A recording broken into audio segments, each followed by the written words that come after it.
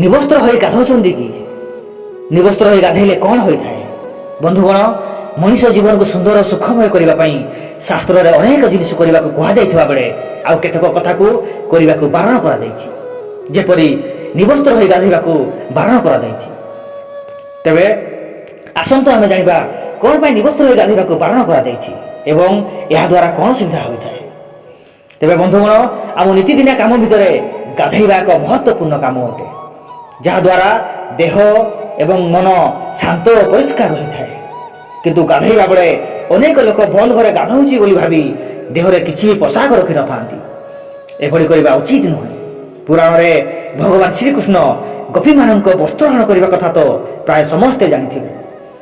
ଭଗବାନ ଶ୍ରୀକୃଷ୍ଣ ଗୋପୀମାନେ ଗାଧୋଇବା ସମୟରେ ତାଙ୍କ ବସ୍ତ୍ର ନେଇଯାଇଥିଲେ ଏବଂ ଗୋପୀମାନେ ବସ୍ତ୍ର ମାଗିବାରୁ ଭଗବାନ ଶ୍ରୀକୃଷ୍ଣ କହିଥିଲେ କି ତୁମେମାନେ ଉପରକୁ ଆସି ବସ୍ତ୍ର ନେଇଯାଅ। କିନ୍ତୁ ଗୋପୀମାନେ ଖୋଲା ଦେହରେ ଥିବାରୁ ଉପରକୁ ଯାଇପାରୁନଥିଲେ। ତେବେ ଭଗବାନ ଶ୍ରୀକୃଷ୍ଣ ପ୍ରଶ୍ନ କଲେ କି ତାହେଲେ କ'ଣ ପାଇଁ ତୁମେମାନେ ନିବସ୍ତ୍ର ହୋଇ ଗାଧୋଉଥିଲ? ଗୋପୀମାନେ ଉତ୍ତରରେ କହିଥିଲେ କି ସେମାନେ ଯେବେ ଆସିଲେ ସେବେ ସେଠାରେ କେହି ନଥିଲେ। ଭଗବାନ ଶ୍ରୀକୃଷ୍ଣ କହିଥିଲେ ତୁମେ ଯେବେ ନିବସ୍ତ୍ର ହେଲ ଆକାଶରେ ଉଡ଼ୁଥିବା ପକ୍ଷୀମାନେ ଦେଖିଲେ, ଜଳରେ ଥିବା ମାଛମାନେ ଦେଖିଲେ, ଆଉ ଜଳ ରୂପରେ ଥିବା ବର୍ଣ୍ଣଦେବ ମଧ୍ୟ ତୁମକୁ ଦେଖିଲେ।